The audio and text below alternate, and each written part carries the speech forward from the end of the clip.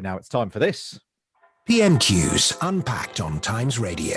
Unpacking the politics and cutting through the crossfire. Order, order. I call Matt Chorley and Tim Shipman.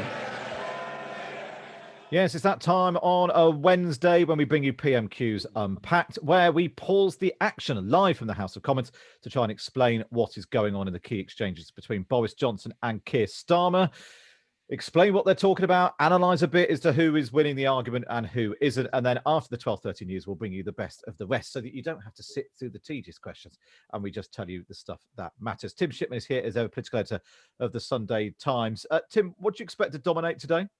Well, it would be very surprising, wouldn't it, if Keir Starmer didn't follow up on those news headlines. 100,000 dead yesterday, the Prime Minister apologising to the country and saying he'd done everything he could.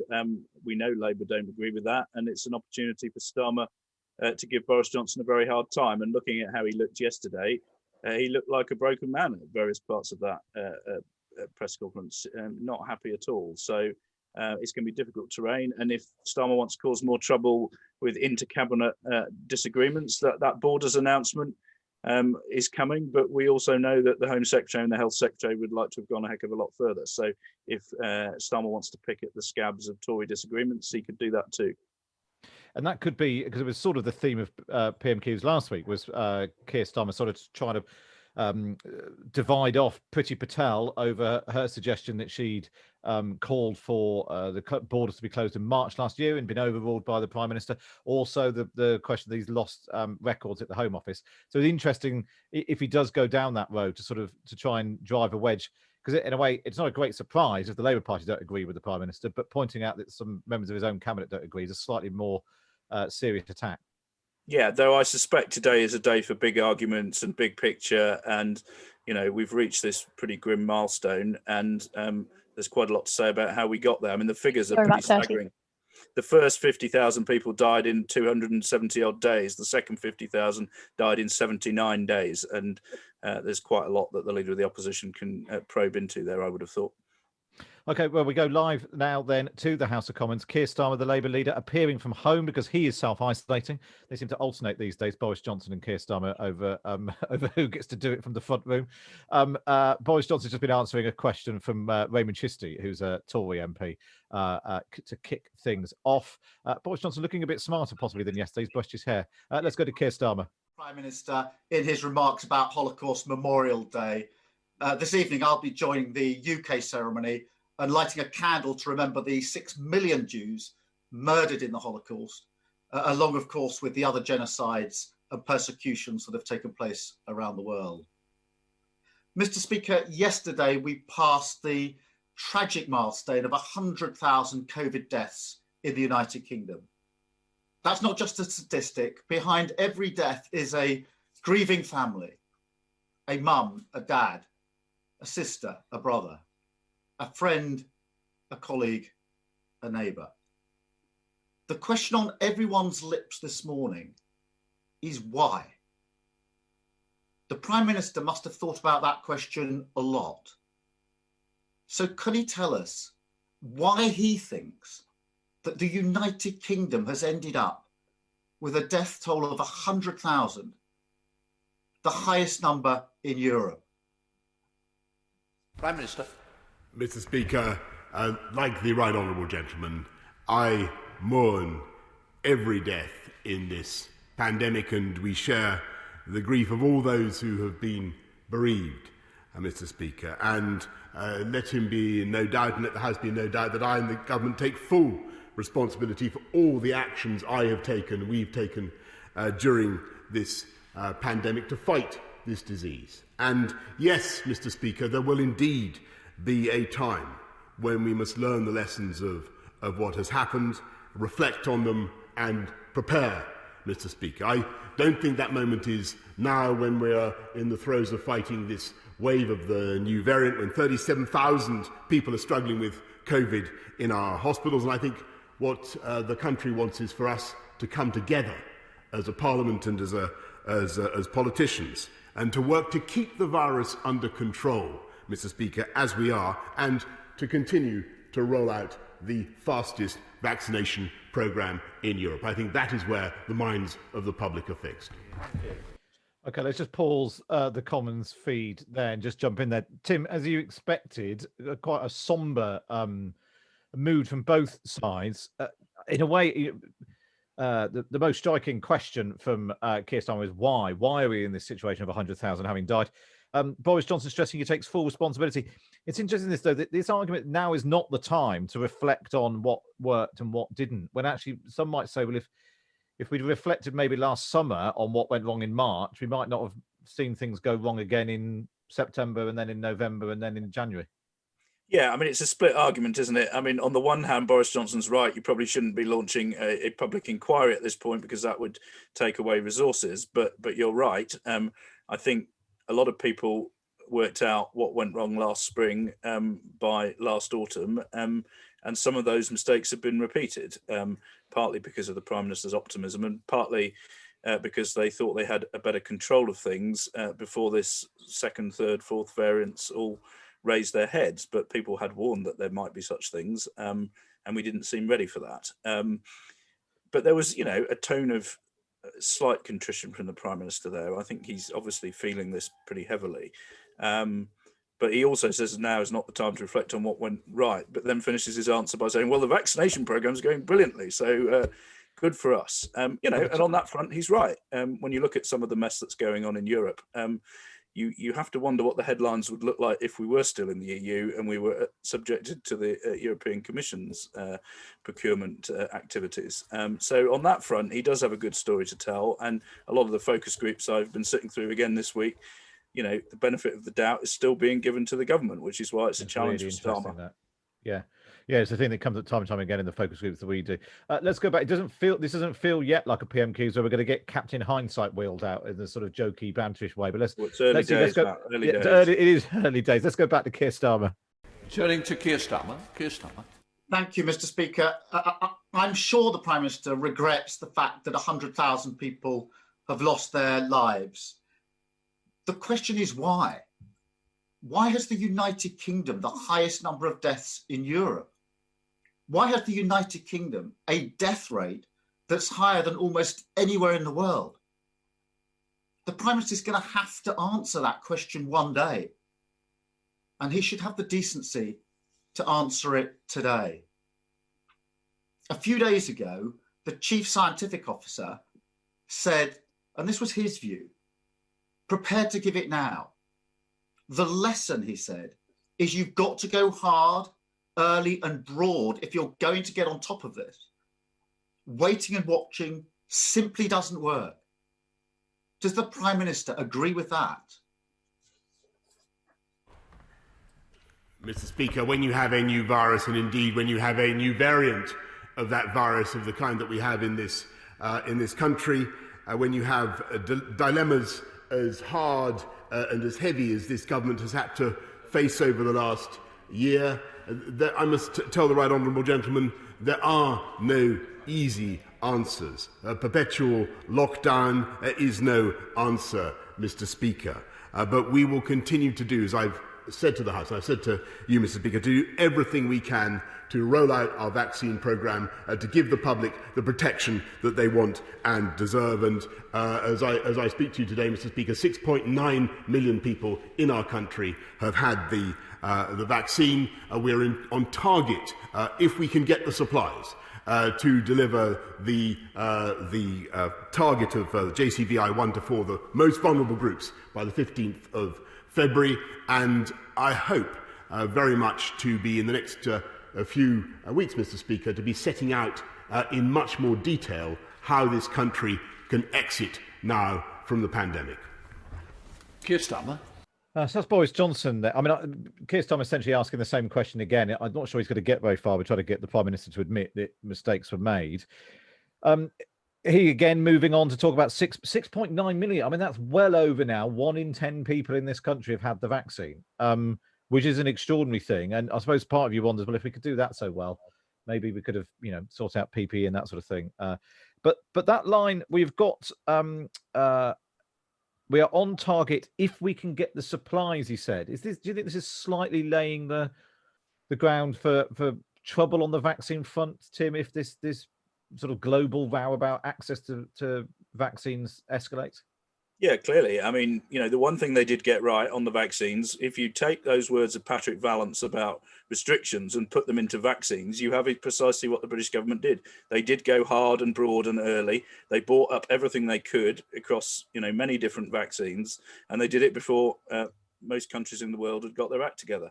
What they haven't done is the same thing on restrictions when it's looked like you might need tougher restrictions approaching. Boris Johnson has been very reluctant to do that. And I thought that answer of his was one of the most revealing we've ever heard at Prime Minister's Questions. He talked about the dilemmas being hard and heavy. Now, you don't often get a Prime Minister saying, my job is really tough. There are no easy answers. And he's right to a degree.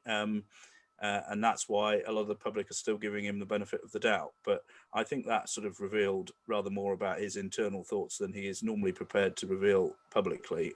He's having a tough old time and says perpetual lockdown is not the answer. And I think, a lot of people might agree with that. The question is, is it better to keep going in and out of these manoeuvres, or is it better to have the same sort of level of constant control? And Boris Johnson clearly thinks that having a bit of a fun summer and allowing people out for Christmas was worth the effort. I suspect in the end the numbers will show that those were questionable decisions, but how psychologically would the nation have coped had we just been in a sort of perpetual tier 4? It would have felt pretty miserable, and there would be political consequences for that too.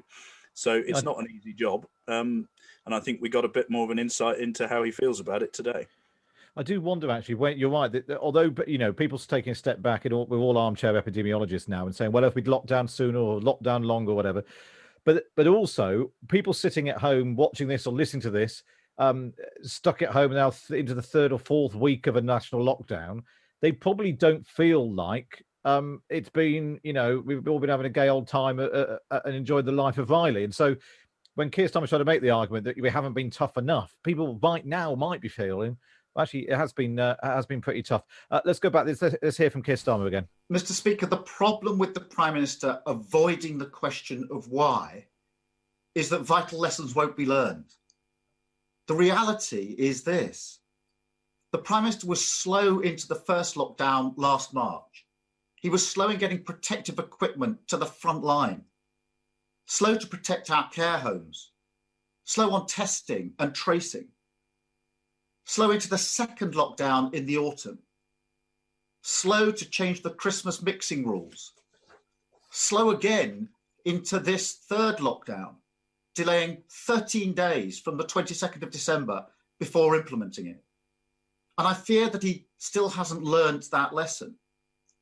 The latest example is the continued delay in securing our borders. We've known about the variants to the virus since early December when it was announced in the House of Commons. We know some of those variants are coming from abroad, but we don't know the route. Surely the Prime Minister can see that what is required now is that everybody coming into the country from anywhere in the world should be tested and subject to quarantine in a hotel. Why can't that be put in place today?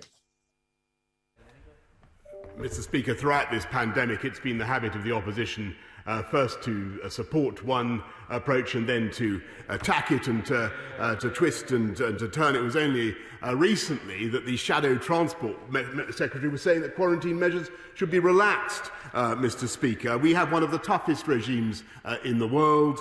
We ask people to test 72 hours before they fly. They have to produce a passenger locator form, or otherwise they're kicked off the flight. They already have to quarantine for 10 days. And my right honourable friend, the Home Secretary, will be setting out later today, if you care to wait for that, even tougher measures for those red list countries where we are particularly concerned about new variants. And again, I think what the people of this country want for us now to do is to come together as a government, as a parliament, and to get this thing done. Keir Starmer. So confirmation there that it's Priti Patel is making that announcement later on. One thing that just struck me there, and I know this is it's a bit of tit for that, and this is politics essentially. But Keir Starmer accusing the Prime Minister of being late into the lockdown in March. I went back because I remember writing about this at the time. At no point did Keir Starmer call for a lockdown, while Rory Stewart was calling for schools to shut, and Boris Johnson finally got around to chairing COBRA. I remember this. Keir Starmer was tweeting that Dawn French was backing his bid to be Labour leader. He called for further compliance measures, a national income guarantee, support for parents, regular press conferences.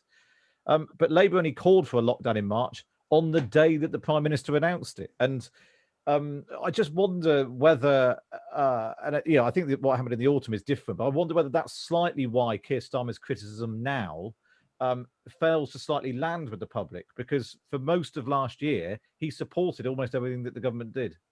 Yes, and that first lockdown, notoriously, my understanding is he was tipped off by someone on one of the calls where the fact that the lockdown was about to be imposed was revealed. One of those people from the left of politics let him know so he could put his press release out demanding the very thing that was about to happen. Yeah, I mean, you and I are perhaps even more cynical than the people listening. Some of these things. But I think the broader point about Starmer is that he's still, the public is generally aware that there's a new Labour leader. They don't tend to say they know a great deal about him or what his positions are. It is, of course, the job of the leader of the opposition to oppose, and it's right for him to try and get Boris Johnson to answer these questions. But general elections are fought about, bigger rights and wrongs than that, and a general sense of would people have done things differently. And certainly what I find in listening to a lot of focus groups is that people think the government have made a bit of a hash of this, but if you ask them, would anyone have done a better job, or would Keir Starmer specifically have done a better job? They're very far from convinced about that. His job each week in these sessions is to try and build up that case. But you build it up from being right in advance. And to be fair to Starmer, since the autumn, he has generally been pushing Johnson to go further sooner, because he knows that's the same criticism of Johnson that comes from people who work in Johnson's own office. People in Downing Street are constantly frustrated that he takes an age to make these decisions. Well, let's go back to Keir Starmer then and see if he's got a spoiler alert. I think there's a new Labour Party policy coming. Let's take a listen. Mr. Speaker, the Prime Minister complains about the opposition. But the greatest criticism of the Prime Minister at the moment in relation to borders is coming from his own Home Secretary.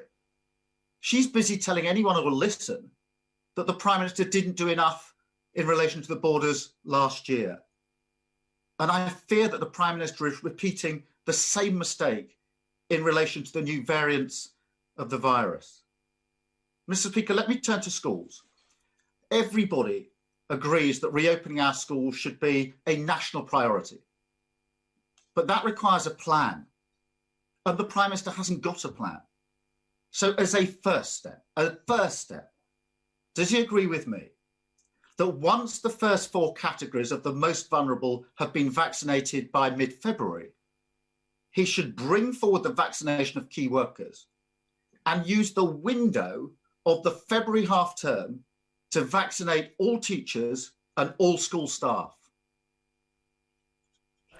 Mr. Speaker, of course, it follows that all teachers in JCVI groups 1 to 9 will be vaccinated as a matter of priority. And I pay tribute, by the way, to what the huge efforts that parents are making across the country, struggling to educate their kids. I know how deeply frustrating it is, the extra burden that we've placed on families by closing the schools. And no one has worked harder than my honourable friend, the Secretary of State for Education, to keep schools open. We all want to open schools, Mr. Speaker. I think what we want to hear from the Leader of the Opposition is that he will say loudly and clearly what he's refused to say so many times, Mr. Speaker, and what the public need to hear is that schools are safe. It's absolutely critical that he says that. Keir Starmer. I'm sorry, Mr. Speaker, I'm none the wiser as to whether the Prime Minister agrees with me that school teachers and school staff should be vaccinated, taking advantage of the February half term. That's 2 or 3 weeks away. It's a fantastic opportunity. And I'm no wiser as to whether the Prime Minister thinks that's a good idea or a bad idea. In the meantime, the government's got a duty to ensure that every single child can learn from home. Without access to a laptop, a computer, or the internet, that can't happen. The government was challenged on this last summer. It was challenged on it last autumn. And here we are, nearly at the end of January, the best part of a year into this pandemic, and a third of families say they don't have enough laptops or home computers. And over 400,000 children still can't get online at home. Does the Prime Minister realise how angry many families are that he still hasn't got to grips with this?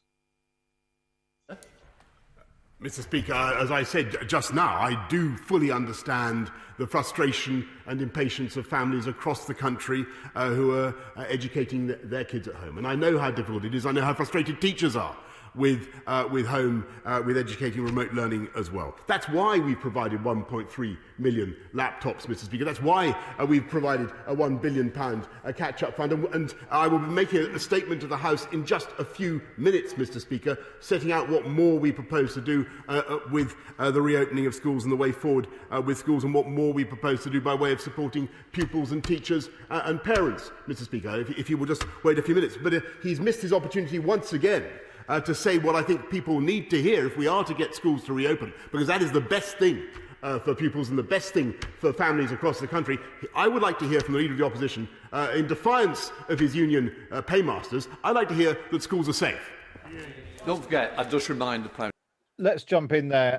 It sounds like we'll hear from that in a second. It sounds like Lindsay Hoyle might be about to tick the Prime Minister off again as part of his weekly insertions into PMQs. The thing that I was alluding to, which I thought Keir Starmer was going to raise, but he seems to have skipped over, is that while PMQs have been going on, Labour has put out a press release calling on the government to prioritise key workers in the ramped-up vaccination programme. That they'd already called for teachers, and then, but they're saying that the other key workers should be prioritised alongside the 50-year-olds and 60-year-olds.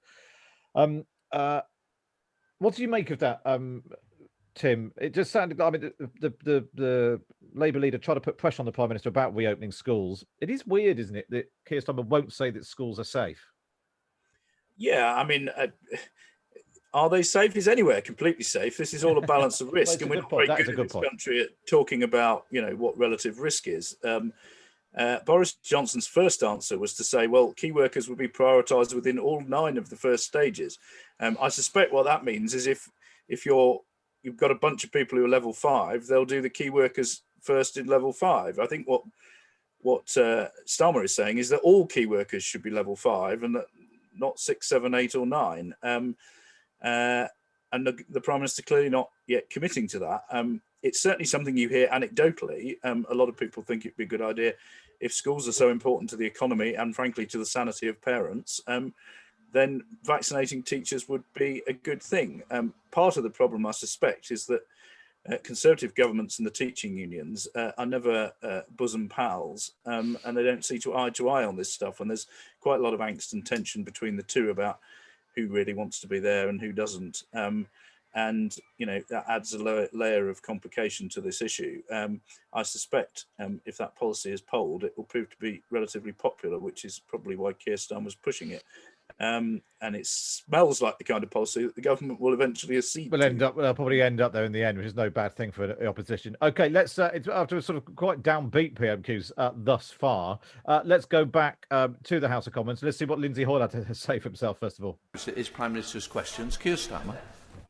Mr. Speaker, every week the Prime Minister comes with his pre-prepared lines. I think when 100,000 people have died, he should take the time to answer the question. When 1 in 3 families are saying that they don't have enough laptops or computers, his answers are simply not good enough. We're nearly a year into this pandemic. This hasn't happened in the last few weeks, and 1 in 3 families say they don't have the wherewithal to do home teaching, and those children are going without home schooling. That's the question the Prime Minister should be answering. Mr. Speaker, the UK is the first country in Europe to record 100,000 COVID deaths. We also have the deepest recession of any major economy. Our schools are closed and our borders are open. And my biggest concern is that the Prime Minister still hasn't learnt the lessons of last year. And I fear that as a result, we'll see more tragedy and more grim milestones. Now, this afternoon, I will be speaking to families who've lost loved ones to COVID. The last time I did this, I asked the Prime Minister what he would like me to say to them on his behalf. He replied with a pre-prepared childish gag. I could tell the Prime Minister just how badly that went down with those families when I spoke to them later that afternoon. So I'll ask him again, and I hope this time he'll have the decency to answer them properly. What would he like me to say to those bereaved families on his behalf this afternoon? Okay, let me just jump in there and remind you of what it is that Keir Starmer's talking about. So this was, I think, back in July last year. Keir Starmer asked this question: what would you want me to say to the grieving families of coronavirus victims? Boris Johnson went on quite a long tour around some of his favourite topics, covering stamp duty, the Brexit referendum, and then he said he needs to make up his mind which brief he's going to take today, because at the moment, Mr. Speaker, he looks like he has more briefs than Calvin Klein, which is a pretty terrible joke at the best of times. And in response to a question about what would you say to grieving families, it's really not that ideal. Let's see if the Prime Minister takes a slightly different tack this time. Mr. Speaker, I'm grateful to the Right Honourable Gentleman for meeting the families of the bereaved, as I have done, and I know members across the House have done throughout the pandemic. And it's important that we do that. And the message I would give those families is the same that I've given everybody I've met, is that I, of course, deeply personally regret the loss of life, the suffering of their families, Mr. Speaker. But I think the best thing that we can do to honour the memory of those who have died and to honour those who are currently grieving is to work together to bring this virus down, to keep it under control in the way that we are. And, Mr. Speaker, throughout this pandemic, I'm sad to say that the Leader of the Opposition has never failed in his efforts to try to score political points, when I think he could be doing just that. And he has twisted and he has turned, and 1 week he calls for tougher border measures after the Shadow Transport Secretary called for looser quarantine. He calls for schools to go back. We won't even say this morning that schools are safe. He tries to associate himself now with the vaccine programme because he senses that may be going well, Mr. Speaker. But he stood on a manifesto to unbundle the pharmaceutical companies, the big pharma, Mr. Speaker, that made those vaccines possible. And he actually attacked the vaccine task force. I know you want me to sit down, Mr. Speaker. I don't want to make this point because I tried to make it last week and you saw me. He even attacked the vaccine task force for spending £675,000 on an effort to discover whether hard-to-reach groups would take a vaccine. And I really cannot think of a better investment right now of public funds. And I hope that later on this afternoon, the Right Honourable Gentleman may think of apologising for what he did and for that attack on the vaccine task force. Mr. Speaker, they can go on, and the Right Honourable Gentleman can go on making his party political points. We will go on, with or without his help, in taking this country forward, fighting the pandemic and getting coronavirus down. Well, that's the end of PMQs between Keir Starmer and Boris Johnson there. Just alone accusing your opponents of scoring party political points. Yes, thank God there were no party political points in the Prime Minister's summing up. Exactly right. And if anything, if there's any criticism of Keir Starmer in the past 12 months, it's that for large periods he supported what the government was doing. Some of his colleagues wished he'd been slightly more critical and had scored some more party political points early on. Yeah, that's right. I mean, he's good at picking over the detail, and he's less good at swinging a club, which is what certainly the people sitting behind you often want to see. I mean, Starmer had some good lines there. The sort of duopoly of schools closed and borders open is quite a good riff that you could do something with, but it was delivered with all the enthusiasm of someone ordering Fisher to market. But that was a pretty decent outing for Starmer, all things considered. And Johnson's, yet again had a difficult week.